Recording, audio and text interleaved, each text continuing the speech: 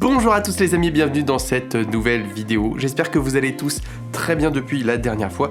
Et si vous êtes nouveau sur cette chaîne, eh bien n'hésitez pas à regarder le contenu et à vous abonner si ça vous plaît. Aujourd'hui, je me suis penché sur le matériel nécessaire si vous souhaitez débuter en 2022 une chaîne YouTube avec un niveau de production professionnel.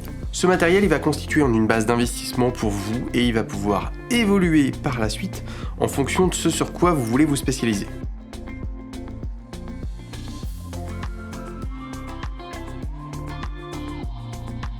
Je vais vous éviter tout de suite de vous faire perdre votre temps. Aujourd'hui, je vais vous parler d'un pack dans l'investissement de l'ordre de 1500 € minimum pour le pack enregistrement et lumière, éventuellement 3000 € de plus pour une partie caméra. Si vous n'avez pas ce budget ou que ce n'est pas le montant que vous voulez investir dans votre setup et que vous cherchez plutôt un setup pas cher, je vous conseille d'aller plutôt regarder une autre vidéo. Au passage, j'active le chapitrage dans la vidéo, comme ça si vous voulez regarder un point plus en particulier, vous pouvez naviguer simplement. Parce qu'effectivement, vous trouverez des gens très bien qui vous diront qu'avec une lampe de chantier, un drap, un cintre, un bout de sparadrap, vous aurez une qualité de production absolument professionnelle, mais en termes de praticité, c'est vrai que c'est quand même pas génial.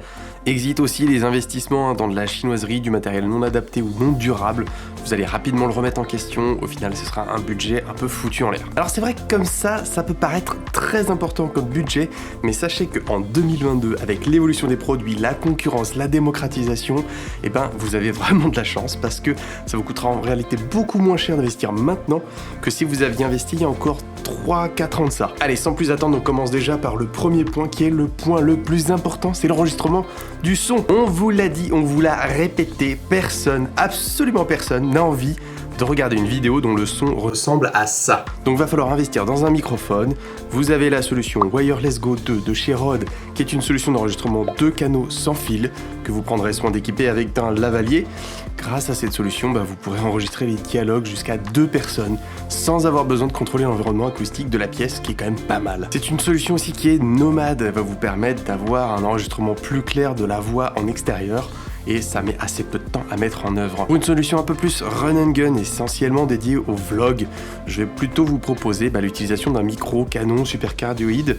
Aujourd'hui, on a notamment le Videomic Go 2 de chez Rode, qui va aussi vous permettre de fonctionner aussi bien sur des caméras DSLR que les téléphones portables et même vos ordinateurs, donc pour faire même de la voix off, et c'est assez intéressant. Il n'y a pas vraiment de mystère sur le sujet, j'aurais tendance à vous recommander l'achat en réalité des deux éléments, à savoir à la fois un Videomic Go 2 et un système Wireless Go 2. Ça, vous pourrez même vous amuser à vous faire des perches sans fil si ça vous intéresse. Bon, maintenant que votre contenu est agréable à l'oreille, il va peut-être être temps d'embellir l'image, et pour cela vous allez nécessairement avoir besoin d'éclairage. Alors pour l'éclairage, et c'est là où vous avez en réalité le plus de chance, c'est parce qu'à l'époque, il y avait guère que le choix entre l'Aputure 120D Mark II à quelque chose comme 750 € ou alors le Godox SL60 à 150 €. Vous avez désormais la gamme Amaran de chez Aputure, beaucoup plus abordable, avec notamment le 60D COB, un éclairage de 60 watts, un peu plus puissant que le Godox. Il a même la possibilité d'être alimenté sur batterie et surtout un encombrement et un poids tellement ridicule que vous pouvez même vous permettre de l'emmener en nomade. Donc l'éclairage vachement pratique pour aussi faire de l'interview, filmer des plans dehors de votre studio. Moi je vous recommande même d'en acheter en réalité deux. Une pour votre lumière principale, la keylight, et une pour votre backlight.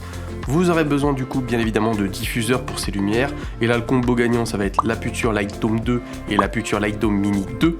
Il existe des alternatives moins chères, mais honnêtement, au vu de la qualité moindre, de la praticité, moi je vous recommande vraiment d'éviter et de vous axer sur les produits Aputure. Enfin, vous allez avoir besoin d'une lumière d'arrière-plan, une background light.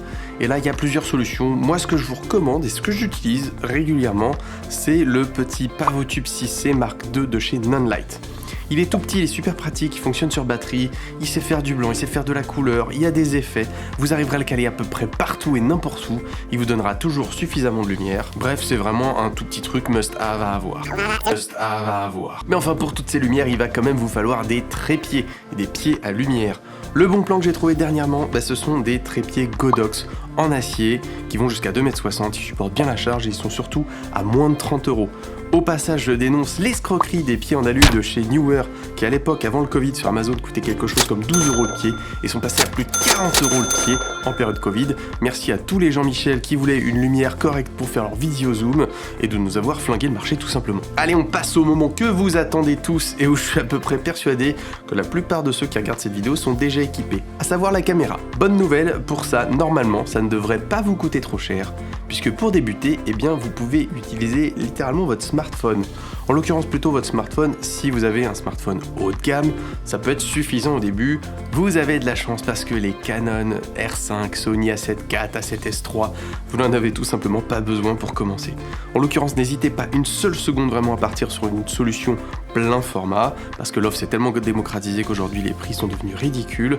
Vous avez des super caméras comme le Sony A7 III ou le Canon EOS R, qui sont des boîtiers qui sont devenus très abordables. Vous pouvez trouver à 1000 € le EOS R ou à 1700 € en occasion le Sony A7 III. Pour votre premier objectif avec votre boîtier, eh bien je vous recommande plutôt de partir sur un 24-70 en f2.8 constant, natif ou alors de marques comme Sigma ou Tamron. Éventuellement, si vous êtes vraiment axé sur du vlog, peut-être privilégier du 16-35, ça vous donnera plus de grand angle.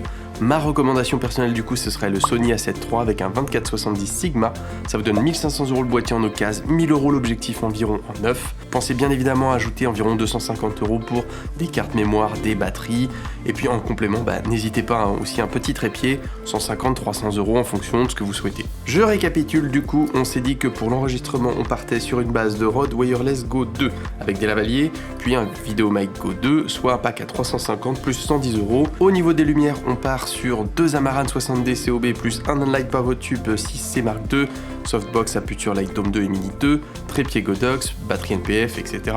À peu près 1035 €. La caméra, soit je vous l'ai dit, vous êtes déjà équipé, ou alors vous partez sur votre smartphone et c'est gratuit. Si vous n'êtes pas équipé et que vous partez sur ma recommandation du Sony A7 III plus le 24-70 f2.8 de chez Sigma, quelques batteries accessoires carte SD, vous en tirez pour à peu près 3000 €. En conclusion, avec ça, vous avez un premier setup très bien pour commencer qui sera hyper évolutif pour beaucoup de choses et excellent tronc commun pour débuter et faire à peu près de tout. Évitez-vous par pitié l'erreur d'achat de chinoiserie de matériel non adapté, peu durable. Vous allez vraiment le regretter, ça va peser sur votre budget. Sinon, une petite parenthèse en ce qui concerne les logiciels pour le montage et la colorimétrie. Bien évidemment, vous avez la suite Adobe, mais qui reste payante à plus de 60 € par mois minimum. Sinon, il y a l'alternative DaVinci Resolve qui est gratuit. Mon conseil, si vous n'êtes formé à aucun logiciel, formez-vous peut-être plutôt sur DaVinci Resolve pour commencer. Ça reste gratuit, vous aurez des bonnes bases. Ensuite, une fois que vous avez tout ça, il vous faudra juste trouver une chaîne YouTube absolument top pour bénéficier de plein d'astuces et de conseils, mais ça, c'est déjà fait. Voilà les amis, c'est tout pour cette vidéo, j'espère que ça vous aidera à faire des bons choix. Bien évidemment, je vous mets des liens dans la description pour l'ensemble des produits dont j'ai parlé. Si vous avez la moindre question, n'hésitez pas dans les commentaires, c'est fait pour ça. N'hésitez pas également à mettre un like sur la vidéo et à vous abonner à la chaîne si ce n'est pas déjà fait. Vous pouvez également activer les petites notifications pour ne rien perdre de mon contenu. Je vous fais des gros bisous à tous et je vais vous dire à très bientôt tout simplement pour une prochaine vidéo, voilà.